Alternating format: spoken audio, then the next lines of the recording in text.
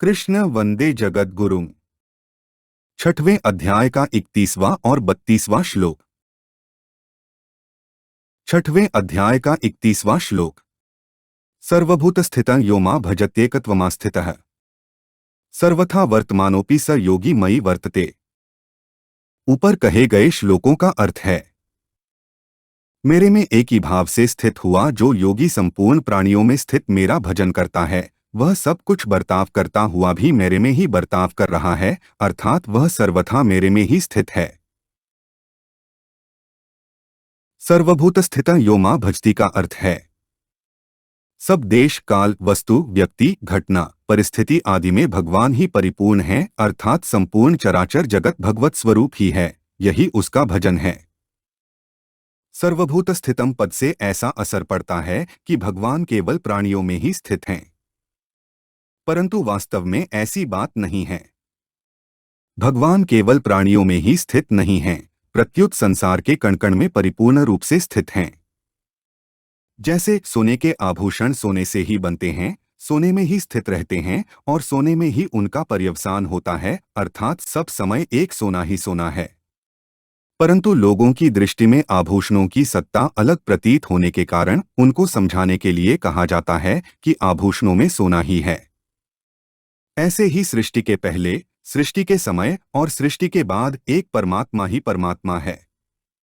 परंतु लोगों की दृष्टि में प्राणियों और पदार्थों की सत्ता अलग प्रतीत होने के कारण उनको समझाने के लिए कहा जाता है कि सब प्राणियों में एक परमात्मा ही है, दूसरा कोई नहीं है।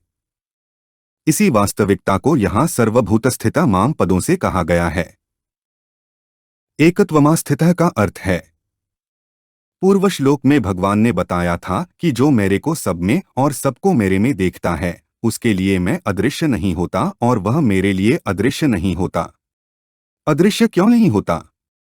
कारण कि संपूर्ण प्राणियों में स्थित मेरे साथ उसकी अभिन्नता हो गई है, अर्थात मेरे साथ उसका अत्यधिक प्रेम हो गया है। अद्वैत सिद्धांत में तो स्वरूप से एकता होती है, पर यहाँ वैसी एकता नहीं है।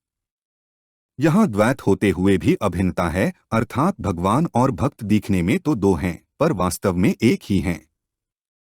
जैसे पति और पत्नी दो शरीर होते हुए भी अपने को अभिन्न मानते हैं, दो मित्र अपने को एक ही मानते हैं, क्योंकि अत्यंत स्नेह होने के कारण वहाँ द्वैतपना नहीं रहता। ऐसे ही जो भक्ति योग का साधक भगवान को प्राप्त हो जाता है, भगवान में अत्यंत स्नेह होने के कारण उसकी भगवान से अभिन्नता हो जाती है। इसी अभिन्नता को यहाँ एकत्वमास्थितः पद से बताया गया है। सर्वथा वर्तमानोपि स योगी मयि वर्तते का अर्थ है, वह शास्त्र और वर्णाश्रम की मर्यादा के अनुसार खाते पीते, सोते जागते, उठते बैठते आदि सभी क्रियाएं करते हुए मेरे में ही बरतता है, मेरे में ही रहता है।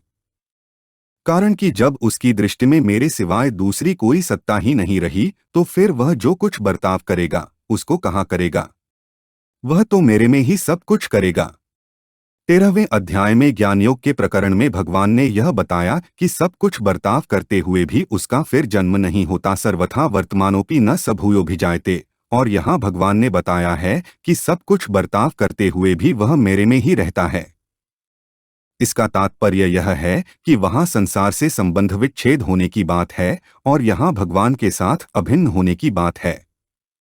संसार से संबंध विच्छेद होने पर ज्ञानयोगी मुक्त हो जाता है और भगवान के साथ अभिन्नता होने पर भक्त प्रेम के एक विलक्षण रस का आस्वादन करता है, जो अनंत और प्रतिक्षण वर्धमान है। यहाँ भगवान ने कहा है कि वह योगी मेरे में बर्ताव करता है, अर्थात मेरे में ही रहता है। इस पर शंका होती है कि क्या अन्य प्राणी भगवान में नहीं रहते? इसका समाधान यह है कि वास्तव में संपूर्ण प्राणी भगवान में ही बरतते हैं, भगवान में ही रहते हैं, परंतु उनके अंतःकरण में संसार की सत्ता और महत्ता रहने से वे भगवान में अपनी स्थिति जानते नहीं, मानते नहीं। अतः भगवान में बरतते हुए भी, भगवान में रहते हुए भी उनका बर्ताव संसार में ही हो रहा है, अर्थात उन्होंने जगत में अहंतामता करके जगत को धारण कर रखा है। ययेदं धार्यते जगत, वे जगत को भगवान का स्वरूप न समझकर, अर्थात जगत समझकर बर्ताव करते हैं। वे कहते भी हैं कि हम तो संसारी आदमी हैं, हम तो संसार में रहने वाले हैं। परंतु भगवान का भक्त इस बात को जानता है कि यह सब संसार वासुदेव रूप है। अतः वह भक्त हरदम भगवान में ही रहता है और भगवान में ही बर्ताव करता है। 6वें अध्याय का 32वां श्लोक। आत्मोपमेन सर्वत्र समपश्यति योर्जुन सुखं वा यदि वा दुःखं सह योगी परमो मतः। ऊपर कहे गए श्लोकों का अर्थ है, हे अर्जुन, जो ध्यानयुक्त ज्ञानी महापुरुष अपने शरीर की उपमा से सब जगह अपने को समान देखता है और सुख अथवा दुख को भी समान देखता है, वह परम योगी माना गया है। आत्मोपमेन सर्वत्र समपश्यति योर्जुन का अर्थ है, साधारण मनुष्य जैसे अपने शरीर में अपनी स्थिति देखता है तो उसके शरीर के किसी अंग में किसी तरह की पीड़ा हो ऐसा वह नहीं चाहता, प्रत्युत सभी अंगों का समान रूप से आराम चाहता है। ऐसे ही सब प्राणियों में अपनी समान स्थिति देखने वाला महापुरुष सभी प्राणियों का समान रूप से आराम चाहता है। उसके सामने कोई दुखी प्राणी आ जाए तो अपने शरीर के किसी अंग का दुख दूर करने की तरह ही उसका दुख दूर करने की स्वाभाविक चेष्टा होती है। तात्पर्य है कि जैसे साधारण प्राणी की अपने शरीर के आराम के लिए चेष्टा होती है, ऐसे ही ज्ञानी महापुरुष की दूसरों के शरीरों के आराम के लिए स्वाभाविक चेष्टा होती है। सर्वत्र कहने का तात्पर्य है कि उसके द्वारा वर्ण, आश्रम, देश, वेश, संप्रदाय आदि का भेद न रखकर सबको समान रीति से सुख पहुंचाने की स्वाभाविक चेष्टा होती है। ऐसे ही पशु पक्षी, वृक्षलता आदि स्थावर जंगम सभी प्राणियों को भी समान रीति से सुख पहुंचाने की चेष्टा होती है और साथ ही साथ उनका दुख दूर करने का भी स्वाभाविक उद्योग होता है। अपने शरीर के अंगों का दुख दूर करने की समान चेष्टा होने पर भी अंगों में भेद दृष्टि तो रहती ही है और रहना आवश्यक भी है। जैसे हाथ का काम पैर से नहीं किया जाता। अगर हाथ को हाथ छू जाए तो हाथ धोने की जरूरत नहीं पड़ती, परंतु पैर को हाथ छू जाए तो हाथ धोना पड़ता है। अगर मलमूत्र के अंगों को हाथ से साफ किया जाए तो हाथ को मिट्टी लगाकर विशेषता से धोना, निर्मल करना पड़ता है। ऐसे ही शास्त्र और वर्णाश्रम की मर्यादा के अनुसार सबके सुख दुख में समान भाव रखते हुए भी स्पर्श का ख्याल रखकर व्यवहार होना चाहिए। किसी के प्रति किंचन मात्र भी घृणा की संभावना ही नहीं होनी चाहिए। जैसे अपने शरीर के पवित्र अपवित्र अंगों की रक्षा करने में और उनको सुख पहुंचाने में कोई कमी न रखते हुए भी शुद्धि की दृष्टि से उनमें स्पर्श का भेद रखते हैं, ऐसे ही शास्त्र मर्यादा के अनुसार संसार के सभी प्राणियों में स्पर्श का भेद मानते हुए भी ज्ञानी महापुरुष के द्वारा उनका दुख दूर करने की और उनको सुख पहुंचाने की चेष्टा में कभी किंचन मात्र भी कमी नहीं आती। तात्पर्य है कि जैसे अपने शरीर का कोई अंग अस्पृश्य होने पर भी वह अप्रिय नहीं होता, ऐसे ही शास्त्र मर्यादा के अनुसार कोई प्राणी अस्पृश्य होने पर भी उसमें प्रियता, हितैषिता की कभी कमी नहीं होती।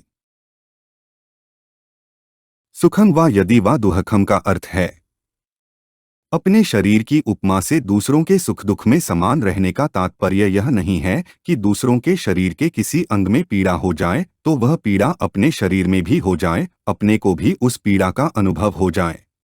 अगर ऐसी समता ली जाए तो अपने को दुख ही ज्यादा होगा, क्योंकि संसार में दुखी प्राणी ही ज्यादा हैं।